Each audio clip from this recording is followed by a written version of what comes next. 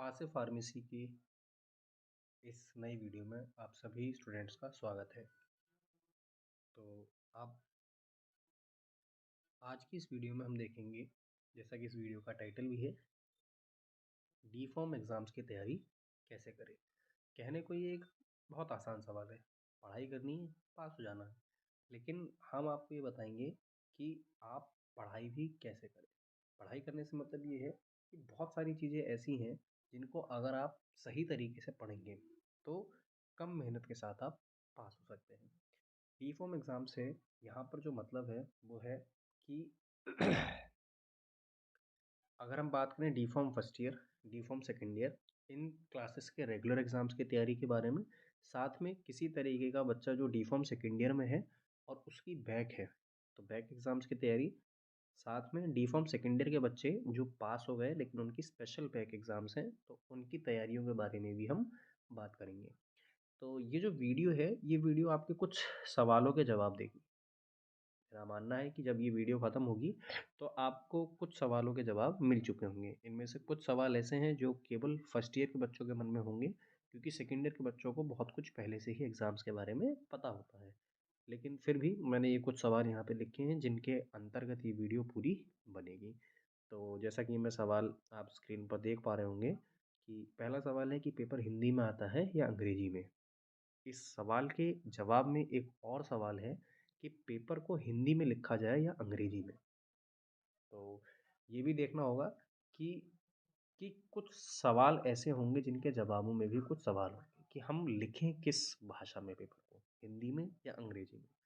अगला सवाल लिखा है कि पेपर कितने मार्क्स का है, और उससे जुड़ा हुआ अगला सवाल है कि कितने मार्क्स पर आप पास हो सकते हैं। अब कितने सब्जेक्ट में पास होने पर सेकेंड ईयर में जाएंगे और कितने में फर्स्ट ईयर में रह जाएंगे। ये सवाल सेकेंड ईयर वालों के लिए कुछ इस तरीके का होगा कि कितने सब्जेक्ट में आप पास हो करके डी फॉर्म से पास हो सकते हैं, और कितने सब्जेक्ट में अगर आप पास नहीं हुए, फेल हो गए, तो आपको डी फॉर्म दोबारा से, डी फॉर्म सेकेंड ईयर दोबारा से करना पड़ेगा। आगे के 3 सवाल कि किस सब्जेक्ट में ज़्यादा मेहनत लगेगी और किस में कम। अगला सवाल सिलेबस से आता है या बाहर से भी आता है। ये बात डिप्लोमा सेकेंड ईयर के बच्चों को पता होगी, लेकिन फिर भी जो बातें हम करेंगे वो थोड़ी अलग होंगी। साथ में सिलेबस में से कहाँ से ज़्यादा आता है, इस सवाल का भी जवाब हम ढूँढने की कोशिश करेंगे, या तो इस वीडियो में या फिर आगे जो आने वाली वीडियोज़ हैं उनमें। तो चलिए शुरू करते हैं इस वीडियो को। तो जैसा कि पहला सवाल है कि पेपर हिंदी में आता है या अंग्रेजी में। बड़ा आसान सा सवाल है। सेकेंड ईयर के बच्चों को ये बात पता होगी कि पेपर आपको मिलता ज़्यादातर जगह अंग्रेजी का है, लेकिन यदि आप मांग करते हैं तो आपको पेपर हिंदी भाषा में भी दिया जाएगा। डी फॉर्म का पेपर दोनों भाषाओं में उपलब्ध होता है सेंटर पर, और ज़्यादातर समय वो आपको पहले पेपर अंग्रेजी भाषा में देते हैं, और यदि आप उनसे मांगते हैं तो वो आपको हिंदी भाषा में भी पेपर उपलब्ध कराते हैं। अब यहाँ से उठता है हमारा अगला सवाल, जो कि है कि पेपर के जो आंसर्स हैं उनको आप किस भाषा में लिखें। तो जैसा कि मैंने आपसे कहा कि अंग्रेजी और हिंदी दोनों ही भाषा में आपको पेपर मिलता है, तो आप सीधी सी बात है दोनों ही भाषा में आंसर भी लिख सकते हैं। आप कहेंगे कि हम हिंदी में आंसर लिखेंगे क्योंकि हमें हिंदी में आंसर लिखना आसान लगता है। लेकिन यही एक दूसरी बात आती है, और जो ज़रूरी बात है कि पेपर कौन सी भाषा में लिखना है, इसको लेकर के यहीं पर एक दूसरी बात आती है, और बहुत ज़रूरी बात आती है कि पेपर की कॉपी कौन चेक करेगा। जो कॉपी चेक करेगा वो किस भाषा में कॉपी चेक कर सकता है।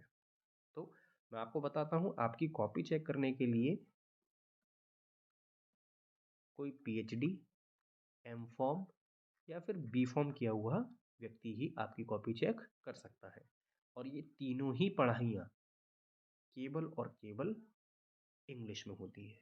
जब ये पढ़ाइयाँ इंग्लिश में होती हैं तो ये सब पढ़े हुए लोग जो होंगे ये केवल और केवल अंग्रेजी भाषा के शब्दों से ही वाकिफ़ होंगे, ना कि किसी हिंदी शब्द से वाकिफ़ होंगे। ऐसा नहीं है कि इन्हें हिंदी आती नहीं होगी, बहुत से टीचर ऐसे होंगे जो स्टेट बोर्ड से पढ़े हुए होंगे, लेकिन क्योंकि एक लंबा समय ये अंग्रेजी भाषा में पढ़ रहे हैं, तो बहुत हद तक चांसेस इस बात के रहते हैं कि ये अंग्रेजी भाषा में ज़्यादा अच्छे होंगे। अब क्योंकि आपकी कॉपी चेक करने वाला व्यक्ति अंग्रेजी में ज़्यादा अच्छा है, तो आपको कोशिश ये करनी चाहिए कि आपकी लिखी हुई कॉपी में अंग्रेजी भी ज़्यादा मात्रा में होनी चाहिए। ज़्यादा मात्रा में होने से क्या मतलब है, मैं आपको एक शब्द देता हूँ। शब्द है शब्द है पायस।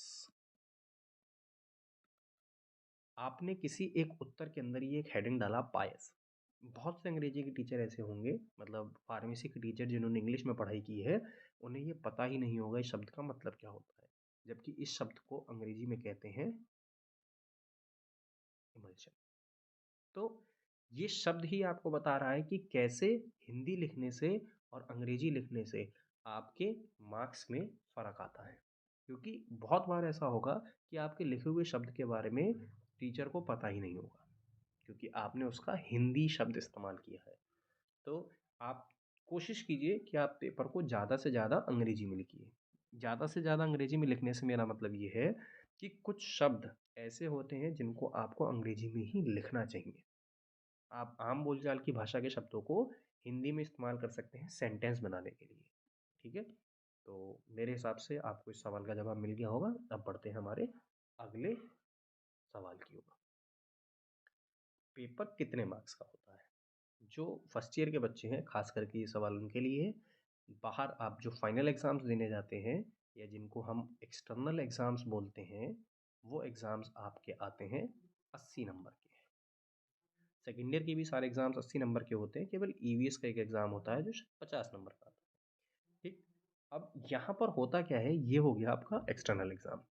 इसके अलावा में आप जो अपने कॉलेज में इंटरनल एग्ज़ाम्स देते हैं, या कह लीजिए कि आप जो यूटी देते हैं या टेस्ट देते हैं, वो होते हैं आपके 20 नंबर के। कहीं कहीं पे 40 नंबर का पेपर दिया जाता है, जिसमें से प्राप्त हुए अंकों को आधा करके 20 नंबर में से दे दिया जाता है।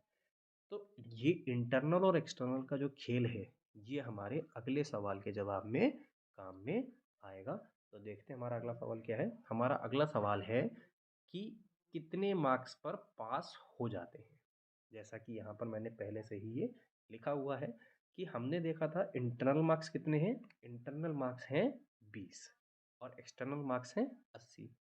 इन दोनों को मिला करके टोटल नंबर हो रहे हैं कितने, 100। इन दोनों को ही मिला करके जो टोटल नंबर हो रहे हैं, वो हो रहे हैं आपके 100। तो ये जो 100 मार्क्स हैं, इसमें से आपको पास होने के लिए 40 नंबर चाहिए होते हैं। कितने नंबर चाहिए होते हैं? पास होने के लिए आपको 40 नंबर चाहिए होते हैं। अब है क्या कि मान के चलिए कि आपने इंटरनल यानी कि टेस्ट में आपको कॉलेज से नंबर मिले 10, तब आपको जो आपका एक्सटर्नल का पेपर है, बाहर आने वाला जो पेपर है, उसमें आपको लाने पड़ेंगे नंबर कितने, 30। क्योंकि इन दोनों को ही मिला करके आपके टोटल नंबर कितने हो जाएंगे, 40। तो आपका जो आंकड़ा होना चाहिए वो कितना का जाना चाहिए, 40 नंबर का जाना चाहिए। मान लीजिए कि आपको 12, 13, 14, 15 कितने भी नंबर मिले, तो जितने भी नंबर 40 नंबर में से कम हो रहे हैं, मान लीजिए 15 नंबर दिए, तो 40 माइनस 15 बराबर 25। ये 25 नंबर आपको अपने एक्सटर्नल एग्ज़ाम में लाने होंगे। ठीक है? तो ये बात हुई हमारे अगले सवाल के बारे में। कितने सब्जेक्ट में पास होने पर सेकंड ईयर में जाएंगे और कितने सब्जेक्ट में फर्स्ट ईयर में ही रह जाएंगे। ये बड़ा इंटरेस्टिंग सा सवाल है, और ये सवाल सेकंड ईयर वालों के लिए भी ज़रूरी होता है, क्योंकि सेकंड ईयर में कितने सब्जेक्ट में पास होने पर आप पास हो जाएंगे और कितने सब्जेक्ट में फेल होने पर आपको स्पेशल बैक मिलेगा देने को, और कितने सब्जेक्ट में फेल होने पर आपको डी फॉर्म सेकेंड ईयर के एग्ज़ाम्स दोबारा से देने पड़ेंगे। ये इस सवाल के जवाब में आपको जानने को मिलेगा। तो इसका सबसे बढ़िया और सिंपल सा जवाब है 1 या 2।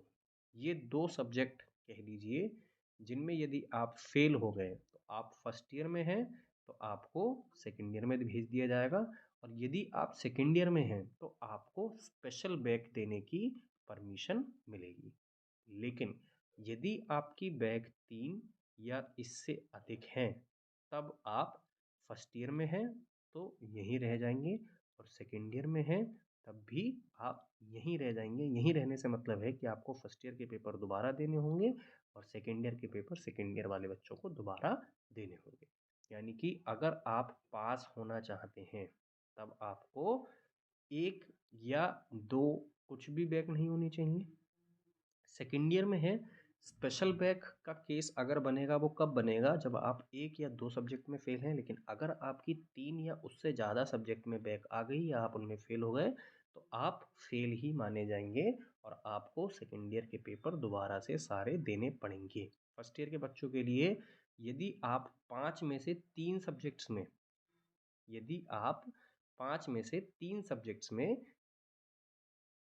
फेल हो गए तब आपको फर्स्ट ईयर में ही रहना पड़ेगा। ठीक है, तो आगे बढ़ते हैं। जैसा कि यहाँ मैंने कुछ चीज़ें पहले से लिखी हुई है कि केमिस्ट्री में हमारा अगला सवाल है कि किस सब्जेक्ट के पास होने से किस सब्जेक्ट में ज़्यादा मेहनत लगती है और किस सब्जेक्ट में कम। हमारा अगला सवाल है किस सब्जेक्ट में ज़्यादा मेहनत लगती है और किस सब्जेक्ट में कम। तो ये सवाल बड़ा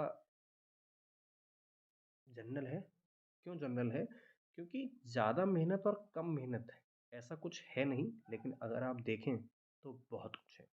जैसे कि एक चीज़ होती है स्ट्रैटर्जी।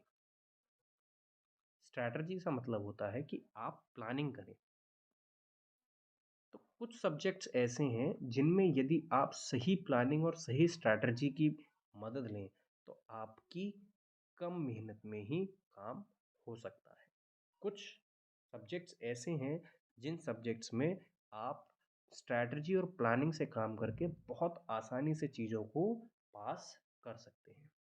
फिर भी अगर ज़्यादा मेहनत की मैं बात करूं तो मेरा अपना पर्सनल राय ये कहती है कि फर्स्ट ईयर में केमिस्ट्री, सेकेंड ईयर में कोलॉजी, biochemistry, pharmacy, ethics and laws, ये 3 सब्जेक्ट इधर, और इधर मेनली एक सब्जेक्ट बहुत ज़्यादा और दूसरे सब्जेक्ट में इतना ज़्यादा नहीं मेहनत लगती है बच्चों को। तो मेरा अपना पर्सनल व्यू ये कहता है, और बाकी जिस सब्जेक्ट को आप पढ़ेंगे, आप समय देंगे, वो सब्जेक्ट आपका बहुत आसानी से क्लियर होगा और हम अपनी वीडियोज़ में कोशिश करेंगे कि आपको ये चीज़ आसानी से पास होने में मदद रहे। तो बढ़ते हैं अगले सवाल की तरफ। हमारा अगला सवाल है कि सिलेबस से आता है या बाहर से भी आता है। तो जैसा कि मैंने आपसे कहा था कि हम आपके सवालों के जवाब देंगे, तो इसमें क्या है कि ये सवाल बड़ा अच्छा भी है और बड़ा अजीब भी है, क्योंकि क्वेश्चन सिलेबस से ही आता है ज़्यादातर समय पर। कई बार हमें ऐसा लगता है कि क्वेश्चन बाहर से आया है। जैसे एक क्वेश्चन आया था फार्मास्यूटिक्स के पेपर में जिसमें उन्होंने पूछा था इस शब्द के बारे में। ये जो शब्द है, ये शब्द है एक यूनिट का जो आपने शायद पढ़ी होगी, जो कि है फार्मास्यूटिकल एड्स। अब फार्मास्यूटिकल एड के सिलेबस में उन्होंने दिया है हमें लिख करके कि हमें ऑर्गेनोलेप्टिक पढ़ना है और पढ़ने हैं प्रिजर्वेटिव, जो कि सिलेबस में भी है। लेकिन ये भी एक तरीके का फार्मास्यूटिकल एड होता है। अब है क्या, ये क्वेश्चन है 1 नंबर का, तो आप ये नहीं कह सकते कि पेपर में बाहर से नहीं आता। बाहर से है, लेकिन सिलेबस के बहुत ज़्यादा अंदर जाने पर आपको ऐसा लग रहा है कि वो बाहर से है वो सिलेबस के अंदर से ही। ज़्यादातर क्वेश्चन सिलेबस के अंदर से ही आते हैं। आगे आने वाली चीज़ों में अभी इसी वीडियो में मैं आपको दिखाऊंगा कि कैसे सिलेबस के साथ साथ बिल्कुल सिलेबस से एक एक वर्ड को वो उठाते हैं। बिल्कुल एक एक वर्ड को आपको सिलेबस से दिया जाता है जो आपके पेपर में लिखा हुआ होता है। अभी आगे इसी वीडियो में हम वो चीज़ देखेंगे। सिलेबस में से कहाँ से ज़्यादा आता है और किस टॉपिक या किस चैप्टर से ज़्यादा आता है, आगे जो हमारी अगली वीडियोज़ होंगी उनमें हम पीछे जो पेपर आए हैं 2022-2023 में, उन पेपर्स में से देख करके आपको ये बताने की कोशिश करेंगे कि सिलेबस के किस हिस्से से चीज़ें ज़्यादा देखने को मिलती हैं।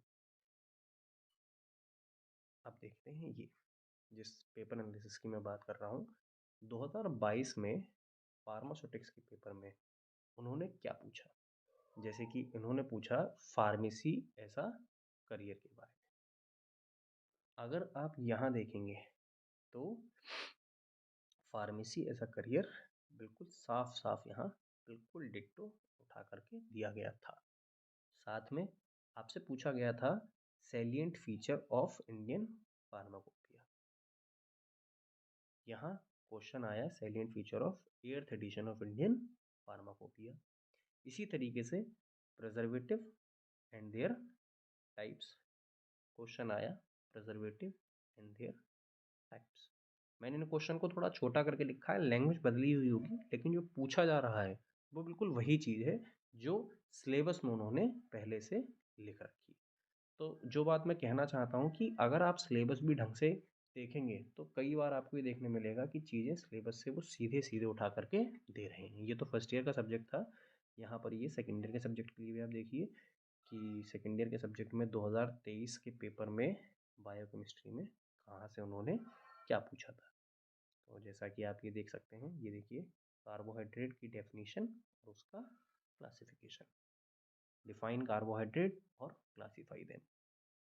यहाँ आया क्वालिटेटिव टेस्ट, साथ में उसके बायोलॉजिकल रोल को इन्होंने काट दिया, केवल क्वालिटेटिव टेस्ट ऑफ कार्बोहाइड्रेट।